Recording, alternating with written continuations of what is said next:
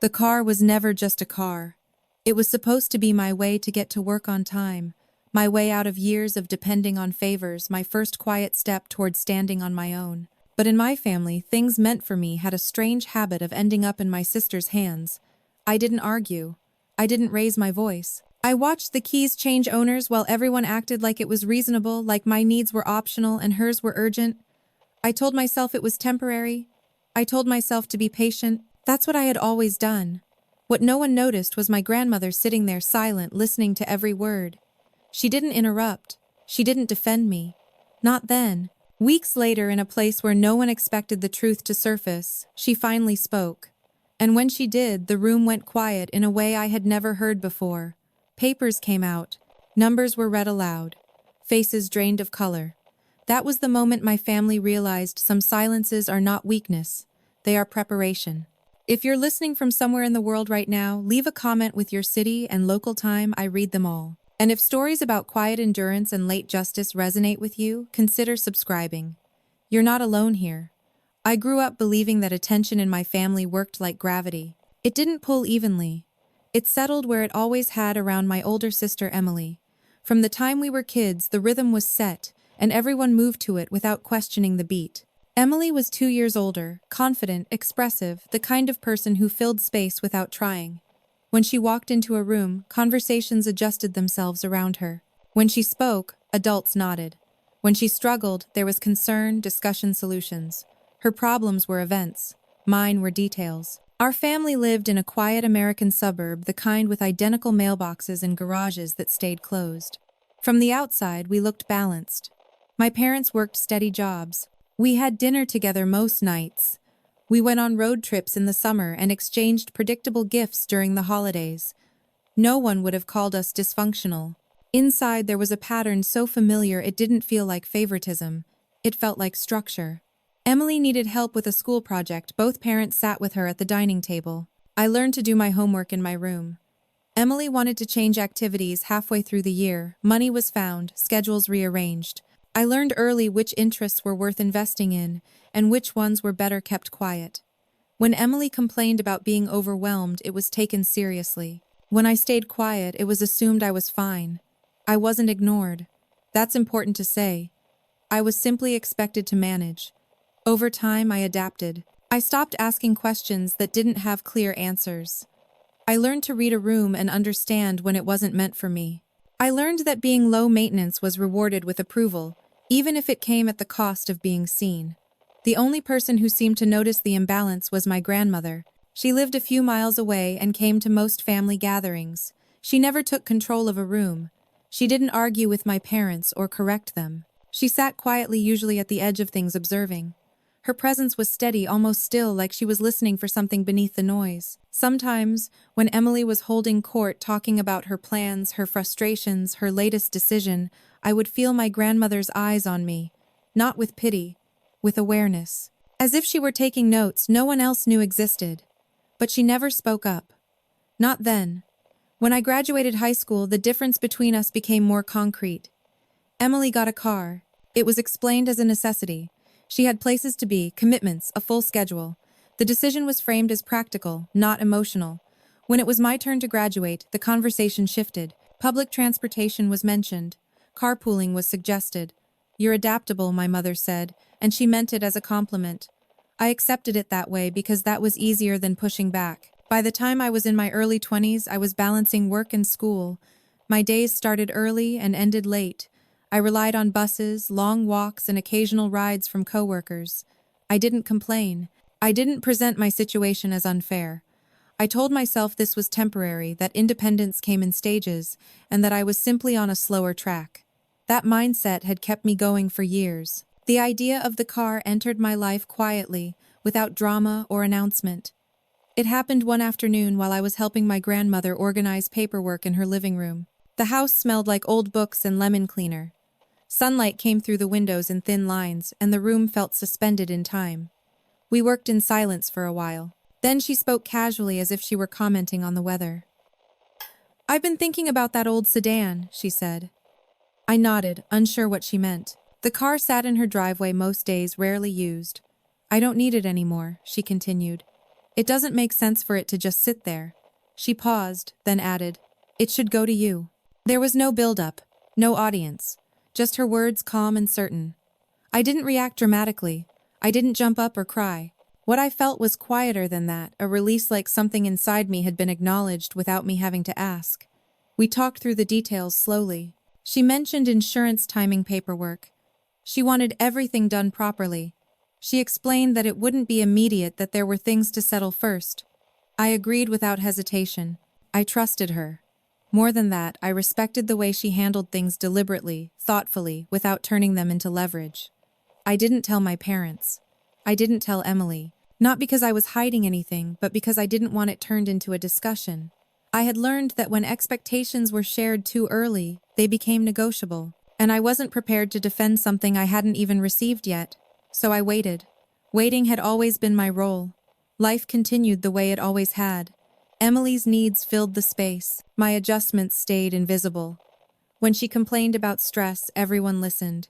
When I came home exhausted, it was assumed I could handle it. I stayed quiet not because I was afraid, but because speaking had never changed much before. What I didn't know then was that my silence wasn't empty. It was being noticed. Every assumption made on my behalf, every decision made without me, it was all being observed by someone who understood the weight of patterns. At that point, I still believed fairness was something you earned by being patient enough. I didn't realize patience was only part of the equation. The promise of the car didn't change my life overnight.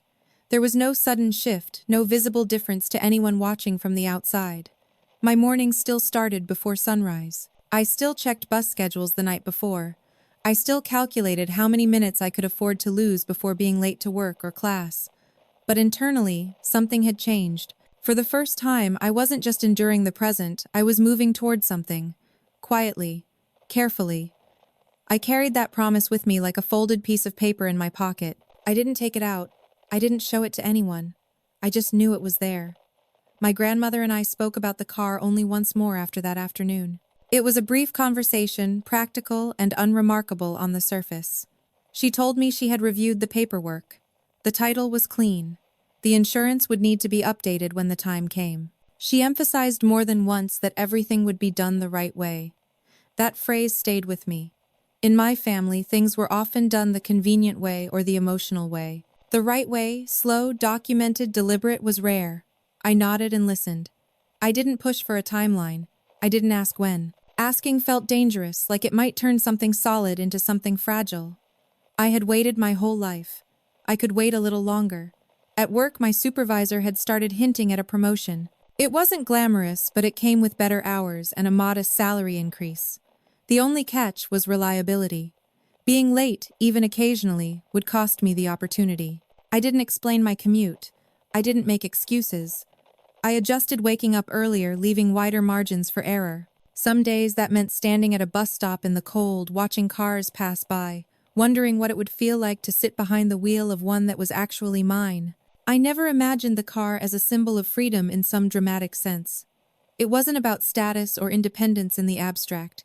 It was about practicality, about not having to ask, about not feeling like my life depended on systems that could fail without warning. And yet, even as I planned quietly, something else was unfolding in the background. Emily's life had entered one of its unstable phases. She had changed jobs again.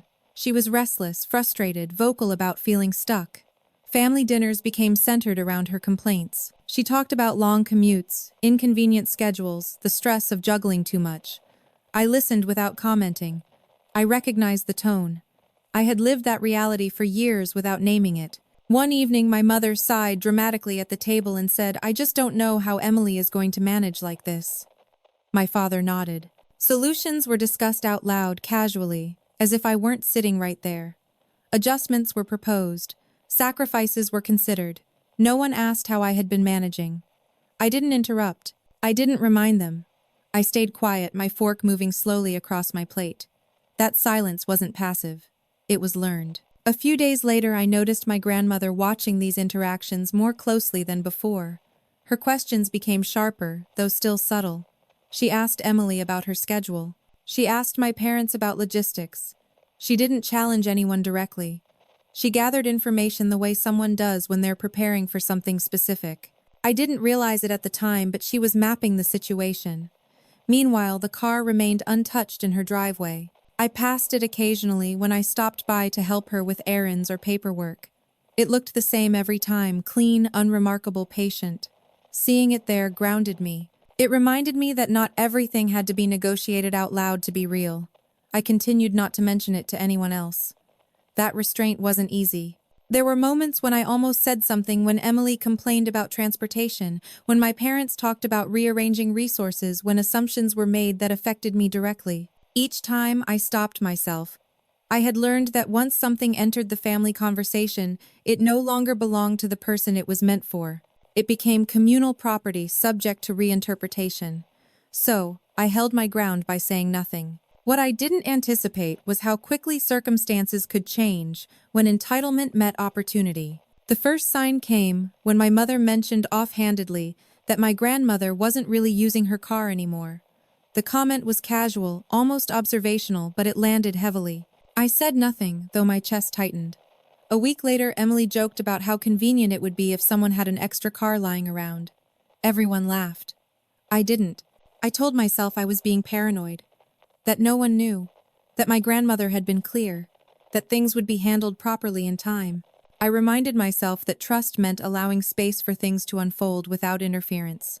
Still, a quiet unease settled in. I noticed my grandmother's demeanor shift subtly after those comments. She became more reserved, more deliberate. She started organizing her documents more thoroughly. She asked me one afternoon to make copies of certain papers just in case. I didn't ask why. I understood enough not to.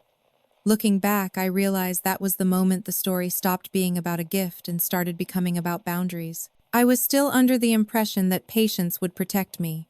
That silence would keep things intact. I didn't yet understand that silence, when misunderstood, can be mistaken for permission. And permission once assumed is very hard to take back. Emily's sense of urgency didn't arrive all at once. It crept in disguised as stress, wrapped in complaints that everyone in my family had learned to respond to instinctively. She talked about her commute first, how long it took, how unreliable traffic had become, how exhausting it was to plan her days around it. At dinner, she would sigh heavily, pushing food around her plate, waiting for someone to ask what was wrong. They always did. "I'm just overwhelmed," she'd say. "Everything feels harder than it should be." My parents leaned forward when she spoke. My mother offered sympathy. My father offered solutions. It wasn't intentional cruelty. It was reflex. Emily's discomfort triggered action. Mine had never done that. I listened quiet, as always, nodding occasionally when expected. Her words echoed experiences I had lived for years, but I didn't point that out. Comparison never worked in my favor. It only made me sound resentful, and resentment was something my family had little tolerance for, unless it came from Emily. Soon, the conversation shifted from sympathy to strategy. "Well, my mother said one night we'll figure something out." That phrase was dangerous in our family. "We'll figure something out" usually meant resources would be rearranged, priorities shifted, and someone, usually me, would be expected to adapt. I felt the unease deepen. Emily began spending more time at my parents' house, dropping by unannounced, lingering longer than usual. She talked openly about how unfair it was that she had to struggle when solutions were right there. The implication was vague, but the direction was clear. One afternoon, she laughed and said, "Honestly, if Grandma isn't even using her car, what's the point of it just sitting there?" The room went quiet for half a second. Not long enough for anyone to respond, but long enough for the idea to land. My parents exchanged a look. It was brief, but I saw it. They didn't shut the idea down. They didn't challenge it. They let it sit uncorrected, like a suggestion that might return later. I said nothing. Inside, I felt something shift. Not anger exactly, but recognition.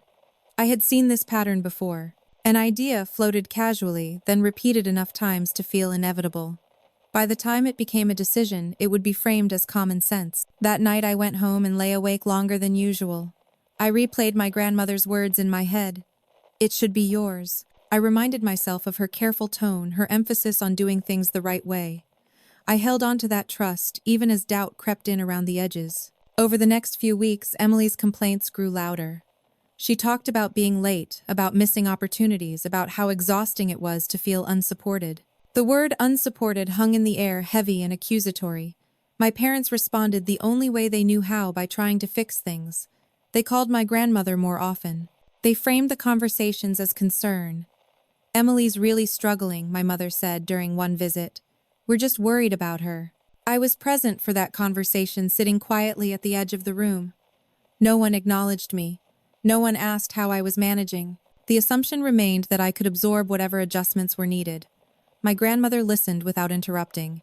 She asked questions, measured specific ones. How long was Emily's commute? What were her hours? Had she explored alternatives? She didn't offer solutions. She didn't volunteer anything. But I noticed something else. Her jaw tightened slightly when my mother mentioned the car again, this time more directly. "She doesn't really need it anymore," my mother said. "It might help Emily get back on her feet." The words weren't aggressive. They were framed as practicality, as kindness. My grandmother nodded slowly. "I'll think about it," she said. That answer should have ended the discussion. It didn't. From that point on, the idea of Emily using the car became more concrete in my parents' minds.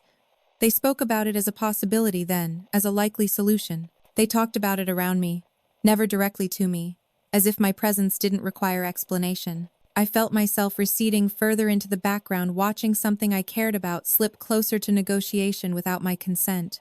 Still, I didn't speak up. Part of me believed that saying something would make things worse, that it would expose the promise prematurely, that it would force my grandmother into a position where she had to defend a decision she hadn't announced yet. I didn't want to pressure her. I didn't want to become another source of stress. So, I waited. Emily, on the other hand, did not wait.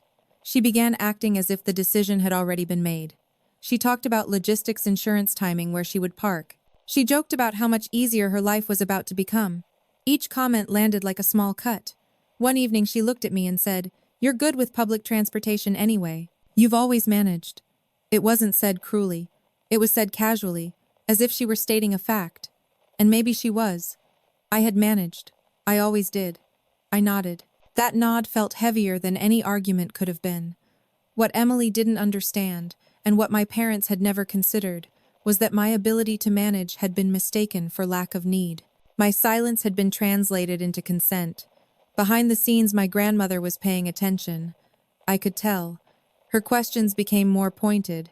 She started asking for specific documents. She asked me to bring copies of my schedule, my work contract, my enrollment paperwork. She didn't explain why. I didn't ask. At the time, I thought this was just another test of patience. Another moment where enduring quietly would preserve something fragile. I didn't realize that entitlement, once activated, doesn't stop on its own. It accelerates until it meets resistance. And that resistance was coming, just not from me. The day everything shifted didn't announce itself. There was no argument leading up to it, no dramatic confrontation, no warning that something permanent was about to happen. It arrived disguised as a family gathering, one of those routine events that felt safe because they were familiar. It was a Sunday afternoon, and my parents had invited everyone over for an early dinner. Nothing special was being celebrated. That alone should have made me suspicious. In my family, gatherings usually revolved around a reason. This time there wasn't one. I arrived on time, as I always did, after navigating buses and a long walk. When I stepped into the driveway, the first thing I noticed was the car. My grandmother's car. It wasn't parked where it usually was. It sat closer to the garage, freshly washed, keys nowhere in sight. That detail registered immediately, though I didn't yet understand why it mattered. Inside, the atmosphere felt slightly off. Conversations were polite but restrained, as if everyone were waiting for something. My grandmother sat in her usual chair, hands folded in her lap, expression neutral. She greeted me warmly, but her eyes lingered on my face longer than usual. Emily arrived late, energetic, talking loudly about traffic and stress. She dropped her bag near the door, laughing as she explained how exhausting her commute had been that week. My parents responded with sympathy, exactly as expected. Dinner was served. Plates were passed. Small talk filled the gaps. I ate slowly, trying to ignore the tightening feeling in my chest. No one mentioned the car. That silence felt deliberate. Halfway through the meal, my father cleared his throat. "So," he said, glancing around the table, "we've been talking about how to make things easier for everyone." My grip tightened on my fork. Everyone else leaned in slightly, except my grandmother, who remained still.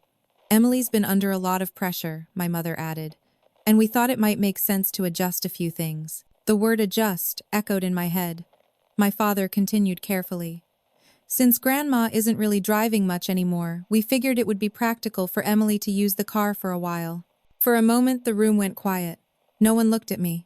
Emily smiled, surprised but not shocked. "Really," she said, already reaching for the conclusion.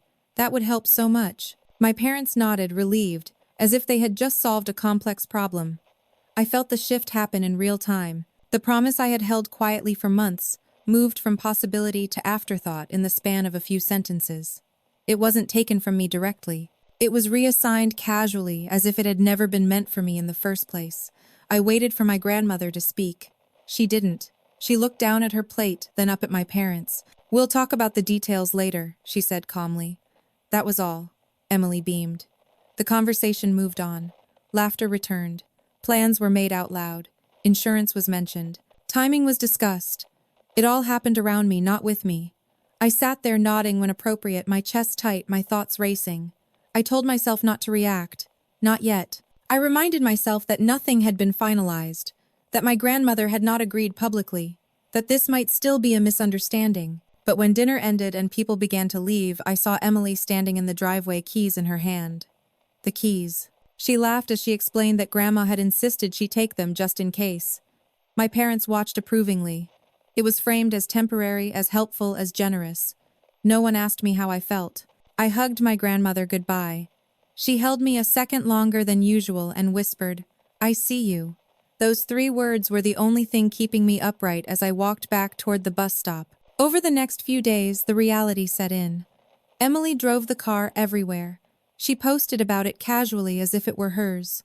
Family members commented with congratulations and supportive emojis. The narrative had already been rewritten. I didn't confront anyone. I didn't send messages. I didn't ask for explanations. I went to work, to class, back to my routine. From the outside, nothing about my life changed. Inside, something fractured. It wasn't just about the car. It was about what the moment confirmed, that even when something was promised to me, even when I did everything right, it could still be handed to someone else without discussion. I thought about my grandmother's silence at the table. I wondered if I had misunderstood her, if I had imagined the promise. Doubt crept in, heavy and persistent. But then a few days later she called me. Her voice was steady. "I need you to bring your schedule and any paperwork related to your commute," she said. "Also, make copies of your work contract." I asked why. Because she replied, "We're going to fix this. Properly." It was the first time anyone in my family had said that out loud. I didn't feel relief yet. I felt something sharper, clarity. Whatever happened next wasn't going to be quiet. After Emily took the car, life on the surface went back to normal, faster than I expected. That more than anything revealed how little disruption my absence caused. The family adjusted smoothly. Conversations shifted away from logistics and back to everyday topics. Emily stopped complaining about her commute. My parents relaxed, satisfied that they had solved a problem. No one checked in with me. I continued waking up before dawn, calculating bus schedules and walking distances the way I always had. The difference now was psychological. Every time I waited at a stop, watching cars pass, I thought about the keys I had seen in Emily's hand. I thought about how easily something meant for me had been reassigned without discussion. I didn't mention it. Not at work, not at home, not to friends.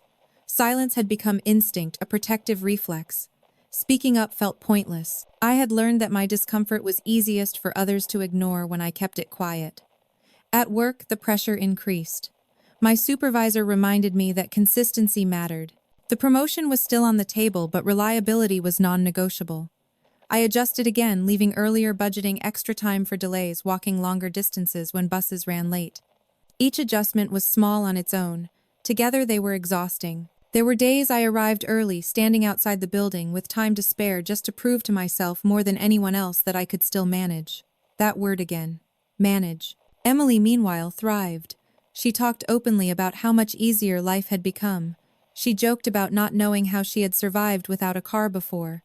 She framed it as growth, as progress. Once she looked at me and said, "I don't know how you do it." I'd go crazy. I smiled. I didn't answer. I had gone crazy quietly years ago. What surprised me most was how quickly the story solidified. In my family's collective memory, the car had never been mine. It had always been Grandma's, now temporarily helping Emily. My earlier silence had allowed the narrative to settle into something convenient. Only my grandmother refused to treat it as settled. She called me again a week later and asked me to come by. When I arrived, her living room looked different. Papers were spread neatly across the table. Folders labeled in careful handwriting sat stacked beside her. She didn't ask how I was. She didn't apologize. She simply said, "Sit." I did. She went through everything slowly. The car's purchase records, maintenance receipts, insurance history. She explained what she had paid, when and why. She showed me where her name appeared on the title and where it didn't. She pointed out conditions that had been agreed on years ago, long before Emily ever needed help. This was never a casual thing, she said, and it was never meant to be flexible. Her tone was calm, factual. There was no anger in it, just precision. I listened, absorbing details I hadn't known before. The car wasn't just something she owned, it was something she had planned around. For me, quietly, intentionally. Then she asked for my documents. I handed them over without comment. My work contract, my schedule, notes about my commute times, distances, costs. She reviewed them carefully, making notes in the margins. "This matters," she said.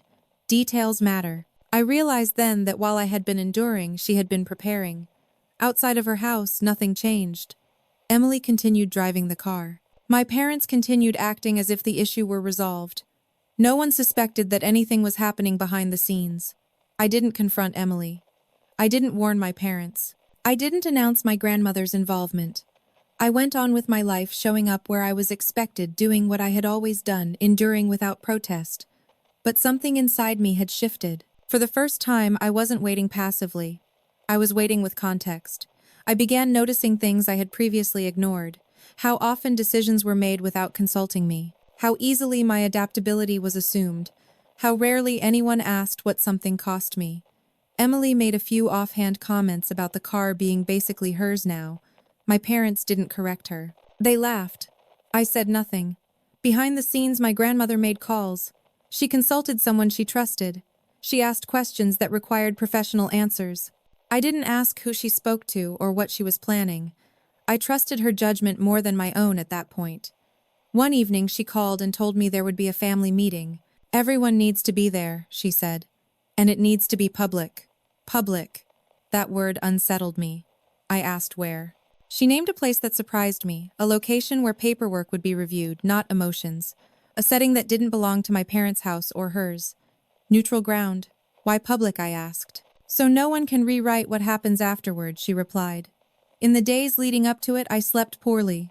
Not because I was afraid of confrontation, but because I was afraid of hope. I had lived long enough without expecting fairness that imagining it felt dangerous. Emily, unaware, talked excitedly about upcoming plans involving the car. My parents seemed relaxed, convinced they had handled everything responsibly. I stayed quiet. I kept showing up. I kept managing. What no one seemed to understand was that endurance has a limit, not in volume but in direction. Mine had stopped pointing inward.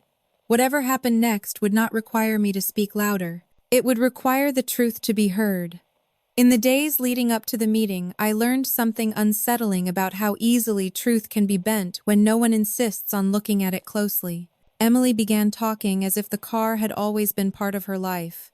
She referred to it as mine without hesitation, without irony. My parents didn't correct her. In their minds, the decision had already passed the point of review. What struck me most was how natural it sounded when they all spoke that way. I realized then that memory in families isn't preserved by accuracy, it's preserved by comfort. The version of events that causes the least friction becomes the official one. At work, I kept my head down. I didn't mention the meeting. I didn't share what was happening at home. I focused on doing my job well, arriving early, staying late when needed. My supervisor noticed. He commented on my consistency, my dedication.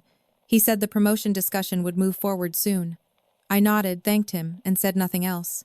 I didn't tell him that every extra mile I walked, every bus I waited for, was costing me energy I didn't have. I didn't say that my reliability came from discipline, not convenience. In my family, explaining effort had never led to recognition. I wasn't about to try that experiment elsewhere. Meanwhile, my grandmother's preparation continued. She invited me over again, this time not to review documents, but to explain what they meant. She spoke carefully, making sure I understood the difference between use and ownership, between access and entitlement. She explained how assumptions could override intent when nothing was written down, and how written records could bring clarity back. "This isn't about punishment," she said. "It's about correction." She showed me copies of bank statements from years ago, highlighting payments made when the car was purchased. She explained why her name was attached to certain documents and not others. She pointed out clauses I would have skimmed past without understanding their weight. "This is why people think they can take what wasn't offered," she said. "They rely on silence." I felt something tighten in my chest, not guilt, not shame, but recognition. I had been silent my whole life. Not because I agreed, but because I believed silence was safer than conflict. I hadn't realized how often silence was interpreted as surrender. Emily didn't know any of this. She drove the car, confidently parking it in my parents' driveway, as if it had always belonged there. She complained about gas prices and joked about needing a newer model someday. Each comment reinforced her sense of permanence. Once she said, "Grandma didn't even hesitate. She knows I need it more right now." That was the first time I felt anger surface clearly. Not loud, not explosive, just sharp and unmistakable. I didn't respond. I watched her speak certainty into existence and understood finally how entitlement feeds itself. My parents, for their part, avoided the topic around me entirely. They spoke about the meeting only in vague terms. "It's just to sort out paperwork," my mother said. "Nothing serious." I wondered if they believed that or if they needed to. The day before the meeting, my grandmother called to confirm details. She told me what to bring, where to sit, when to arrive. Her instructions were precise. She didn't ask if I was ready. She assumed I would be. That night I lay awake thinking about the years that had led here, the compromises, the quiet adjustments, the belief that being easy would eventually be rewarded. I realized how deeply that belief had shaped my choices. I had equated being overlooked with being mature. I had mistaken endurance for strength. The meeting location was a small office attached to a legal services building.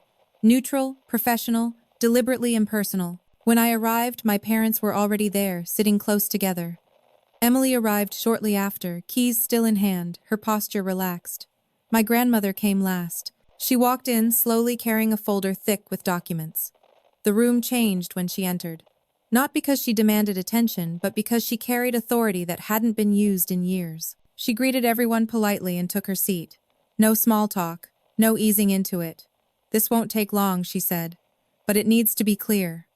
Emily shifted in her chair, surprised by the tone. A lawyer entered, introduced himself, and began outlining the purpose of the meeting. He spoke calmly, explaining that there were discrepancies between usage and ownership that needed to be addressed.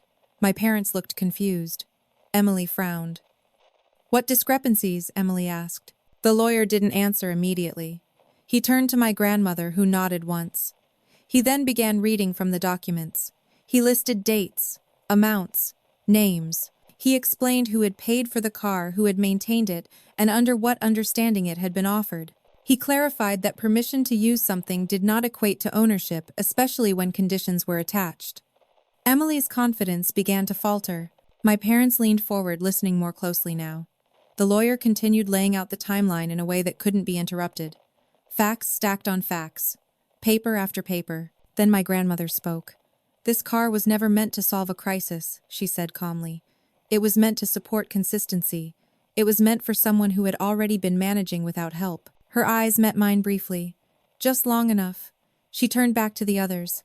"I allowed temporary use because I believed it would be respected. It wasn't."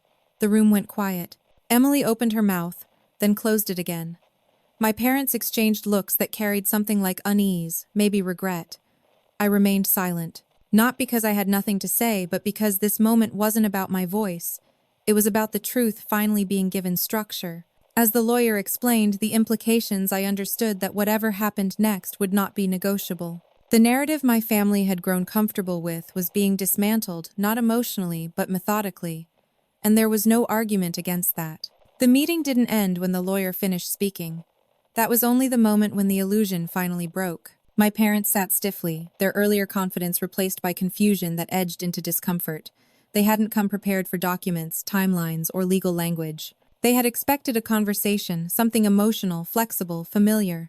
Instead, they were faced with structure, and structure didn't bend for intention. Emily was the first to react. This is ridiculous, she said, her voice sharp, louder than necessary. I didn't steal anything. Grandma gave me the keys. The lawyer didn't respond.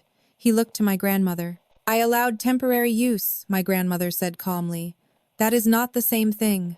Emily turned to my parents, searching for support.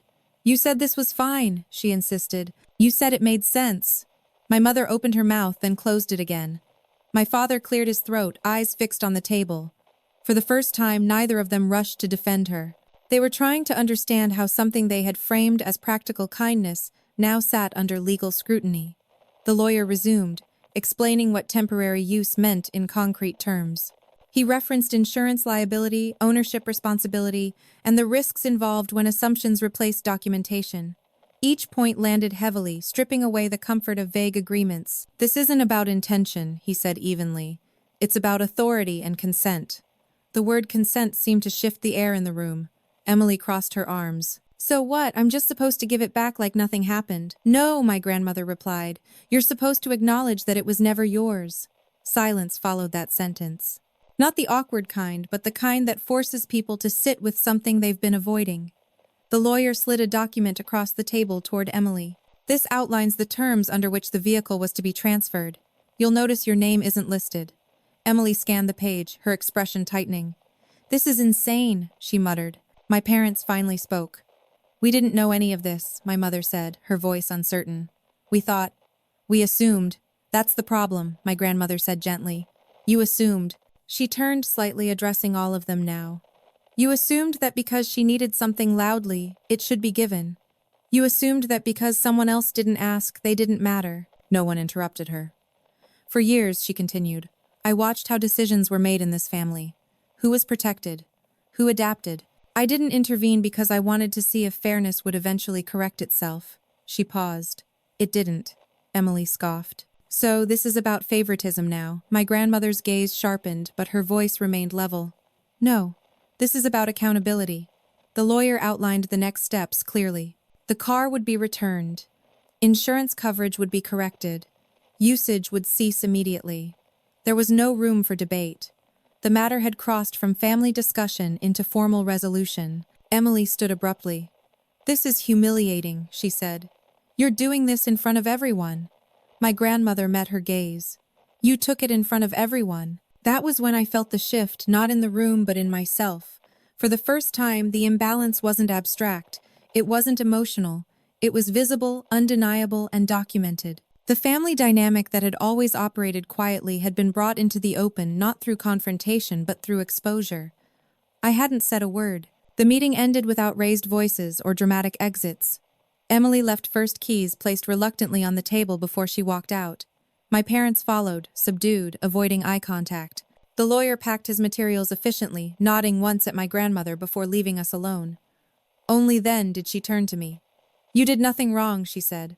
Remember that. I nodded, unsure what to say. As we walked out together, I realized something important. Public accountability had changed the rules. No one could privately reinterpret what had just happened. No one could soften it later or reshape it into something more comfortable. This wasn't a family story anymore. It was a fact. The aftermath didn't arrive all at once. It unfolded in fragments, missed calls, half-sent messages, conversations that stopped when I entered a room. The meeting had ended, but its impact lingered, pressing into every familiar space like a change in air pressure. Emily didn't speak to me for days. When she finally did, it wasn't to ask questions or seek understanding. It was to assert a version of events that made sense to her. You know, this didn't have to be so extreme, she said over the phone, her tone tight. We could have talked it out. I listened without interrupting. Talking it out in my family had always meant rearranging responsibility until it landed on me. There was no talking, she continued. Grandma went straight to legal stuff. That's embarrassing. I didn't respond right away. When I finally spoke, my voice surprised me with its steadiness. It wasn't embarrassing for me. It was clarifying. She went quiet, then scoffed. Whatever. You always liked playing the victim. The line stung not because it was accurate, but because it was familiar. It was the kind of accusation that ended conversations without resolving anything. I didn't defend myself. I didn't counter. I ended the call politely and set the phone down. My parents reacted differently. They invited me over a few nights later. Dinner was quieter than usual. My mother avoided direct eye contact at first, focusing on setting the table, straightening things that didn't need fixing. My father cleared his throat more than once. "We didn't realize," my mother said eventually. "We honestly didn't. I believed her. Or at least I believed that she hadn't wanted to realize. We thought we were helping," my father added. "We didn't mean to." "To take something from me?" I asked gently. They exchanged looks. "We didn't think it was yours yet," my mother said. "You never said anything." There it was. The sentence I had expected my whole life. I nodded. "I didn't say anything because I trusted Grandma, and because every time I've spoken up before, it didn't change the outcome." The room fell silent. For the first time, they didn't rush to explain. They didn't redirect the conversation. They listened. "I learned early that being quiet made things easier," I continued. "Not better. Just easier. For everyone else." My father leaned back, his expression unreadable. My mother's eyes filled slightly, but she didn't cry. She didn't interrupt. "We assumed you were fine," she said softly. "I was managing," I replied. "Those aren't the same thing." That distinction seemed to land. Not dramatically, but enough. The car itself became a quiet presence again, this time in my grandmother's driveway. It felt different seeing it there now, less symbolic, more real. It wasn't a promise anymore. It was something concrete, something that had survived scrutiny. Before anything else happened, my grandmother insisted on one more step. "There needs to be closure," she said. "Not privately, publicly." She arranged a small family gathering, not celebratory, not confrontational, just a meeting where expectations could be reset in front of witnesses. Extended family was invited, not to shame anyone, but to prevent revision. Emily arrived late, subdued. She didn't meet my eyes. My parents sat beside her, quieter than usual. My grandmother stood at the front of the room, steady and composed. She spoke plainly. "I made a mistake allowing temporary use without boundaries," she said. "That mistake has been corrected. No drama. No apology tour. This car was intended for one purpose, to support someone who has been carrying their own weight quietly for years. That purpose remains." She looked at me. "This is not about choosing sides," she continued. "It's about acknowledging patterns and correcting them before they harden into entitlement." No one argued. No one laughed it off. The presence of others, the openness of the moment made that impossible. Emily finally spoke, her voice low. "So that's it, my grandmother replied. Afterward, conversations resumed cautiously. Some people avoided the topic. Others asked gentle questions. No one challenged the decision. The clarity of it seemed to settle things more effectively than any argument could have. Later that night, my grandmother handed me the keys. Not ceremoniously, not with a speech, just a quiet transfer from her hand to mine. "Use it well," she said. I nodded, feeling the weight of them, not heavy but grounding. Driving the car for the first time felt strange, not exhilarating, not triumphant, just steady. I adjusted the seat, checked the mirrors, and pulled onto the road with the same care I had applied to everything else in my life. The difference was that this time the road met me halfway. At work, things improved quickly. I arrived earlier without strain. I stayed later when needed, without calculating bus schedules in my head. The promotion followed soon after, not because I asked for special treatment, but because consistency had finally become sustainable. Emily and I remained distant. We spoke occasionally, politely, without depth. I didn't expect reconciliation. I didn't need it to feel whole. My relationship with my parents changed slowly. They checked in more. They asked questions they hadn't asked before. Sometimes they listened too late, but they listened. As for my grandmother, she returned to her quiet watchfulness. But now, when she looked at me, there was something else there too, recognition. The car had never been the point. The point was that silence once seen loses its power to be ignored. The real shift didn't come with the keys changing hands. It came in the weeks that followed, when authority, real authority, began to ripple outward from that meeting and touch every assumption my family had been living under. At work, the promotion process moved forward faster than I expected. My supervisor asked me to step into his office one afternoon, closed the door, and spoke plainly. He cited attendance records, project completion rates, and client feedback. Numbers, dates, evidence, things that didn't rely on personality or perception. "You've been doing this level of work for a while," he said. "Now the structure finally supports it." That sentence stayed with me. Structure finally supports it. I accepted the promotion quietly, the same way I accepted most things. But this time, the quiet wasn't resignation. It was alignment. My effort and my circumstances were no longer fighting each other. The change didn't go unnoticed at home. My parents started asking about my schedule. Not in a controlling way, just curious. My mother asked how my commute was now. My father asked about my new responsibilities. These were small questions, but they carried weight because they hadn't existed before. Emily watched all of this from a distance. She didn't lash out again. Instead, she withdrew. She showed up to fewer family dinners. When she did come, she stayed quiet, scrolling on her phone, avoiding eye contact. The confidence she once wore so easily had thinned. One evening after most people had left, she stayed behind. "I didn't think it would go this far," she said suddenly, not looking at me. I waited. "I thought Grandma would change her mind," she continued. "She always does, eventually." There it was, the expectation laid bare. "She didn't," I replied. Emily sighed, frustrated. "You didn't even fight for it. You just let her handle everything." I met her gaze for the first time that night. I didn't need to fight. I needed the truth to be seen. She frowned. "You make it sound like I did something wrong." I didn't raise my voice. "You took something that wasn't offered to you, and you assumed I wouldn't matter." That landed harder than I expected. Her expression shifted not to anger, but to something closer to uncertainty. "I didn't think you cared that much," she said quietly. "I did," I replied. "I just didn't perform it." Emily didn't respond. She left shortly after, and that was the last real conversation we had for a long time. My grandmother, meanwhile, became more direct in ways that surprised everyone. She started speaking up during family discussions, not often, but decisively. When plans were made, she asked who they affected. When assumptions were voiced, she asked what they were based on. It wasn't confrontational, it was corrective. At one gathering, someone joked about how I had finally gotten lucky. My grandmother corrected them immediately. "This wasn't luck," she said. "This was correction." The room went quiet. No one argued. The lawyer followed up a few weeks later to confirm everything had been executed properly. Titles updated. Insurance transferred. Liability resolved. He treated the situation like any other case, professional, detached, precise. That mattered more than I expected, because it meant the story had moved fully out of the emotional realm. It wasn't a family dispute anymore. It was a resolved matter of record. With that closure came something unexpected: peace. Not happiness, not celebration, just the absence of tension I had grown used to carrying. I drove to work without rehearsing backup plans in my head. I came home without calculating whether I had enough energy to do it all again the next day. For the first time, my life had margin. My parents tried in their own imperfect way to adjust. They caught themselves mid-sentence, sometimes realizing they were about to make assumptions. They didn't always succeed, but they noticed now, and that was new. One night, my father said something that stuck with me. "I didn't realize how much you were carrying," he admitted. "You never let it show." I nodded. "I thought that was my job." He shook his head slowly. "It shouldn't have been."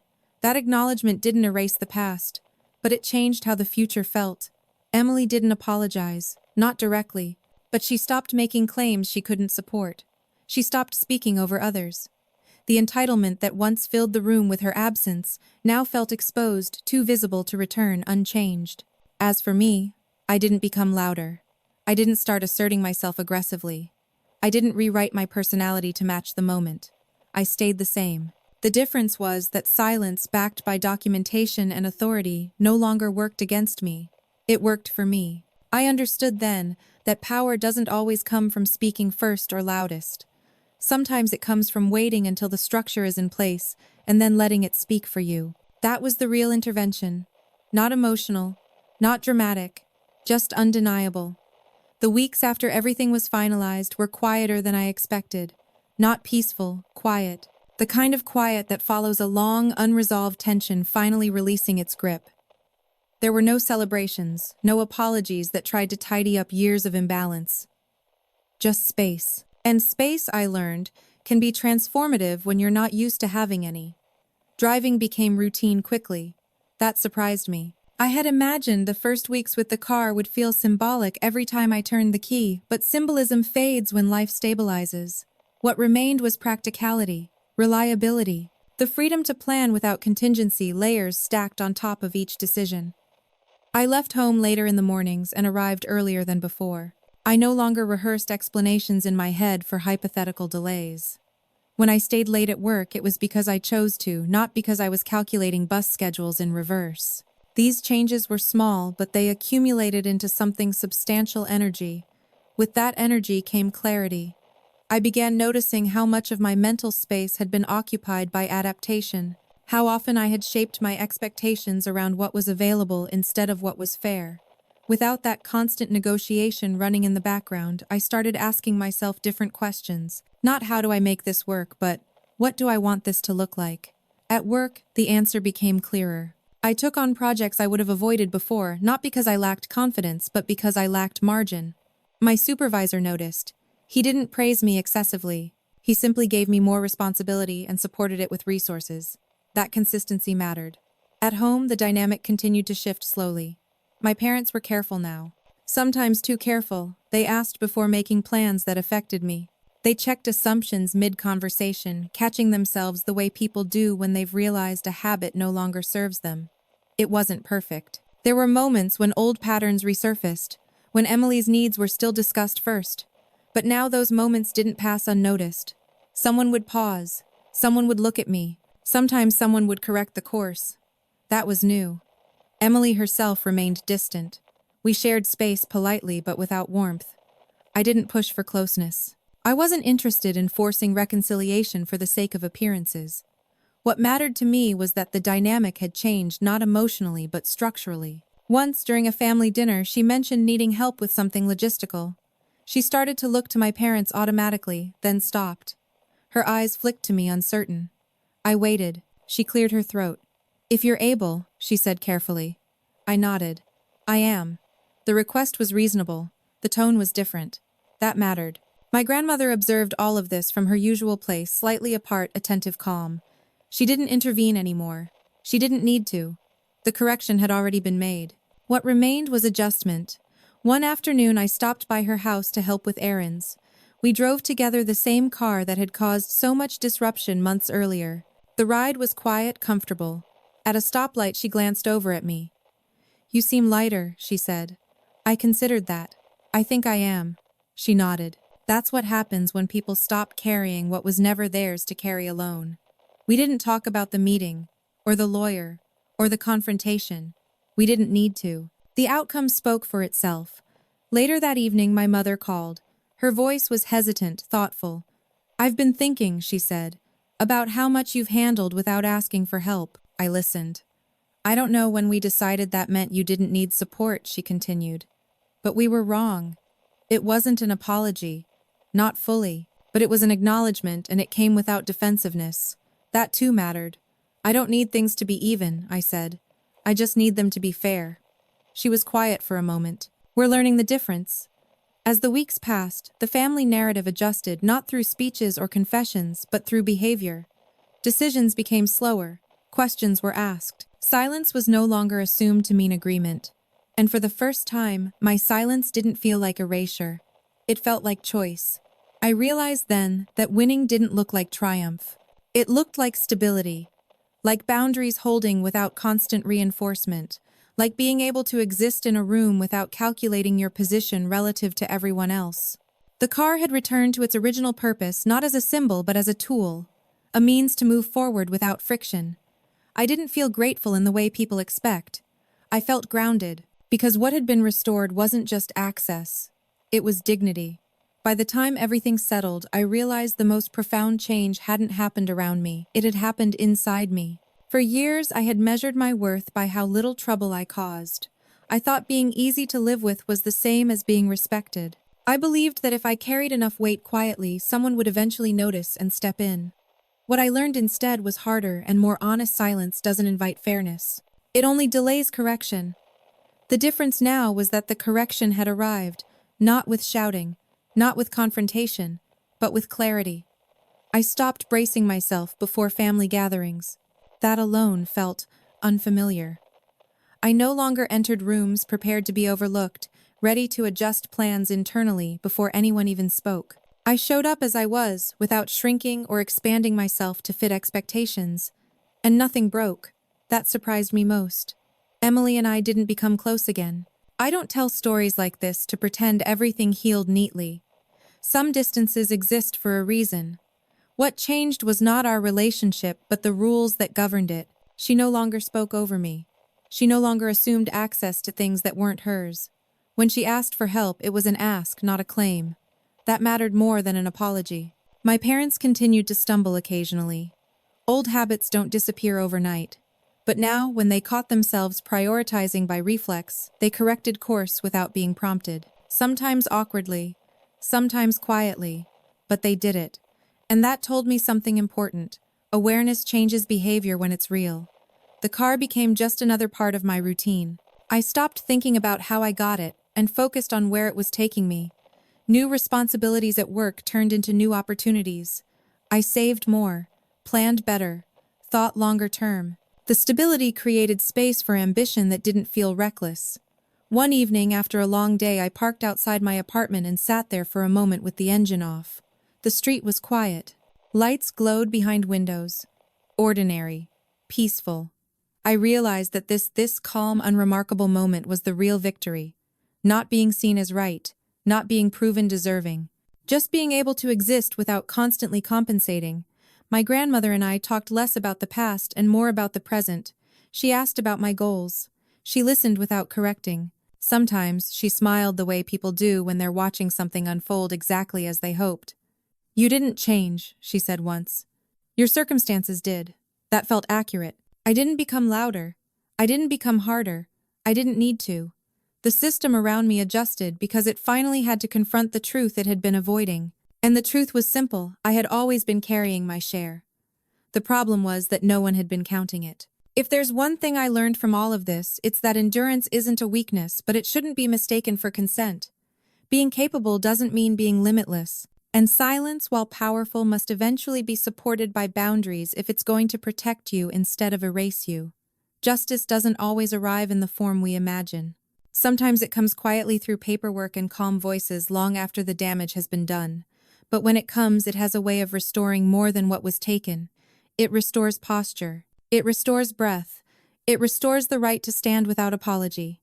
If this story made you reflect on a time you were expected to carry more than your share, I'd like to hear your thoughts. And if you want to follow more stories about quiet endurance and late justice, consider subscribing. You're not invisible here.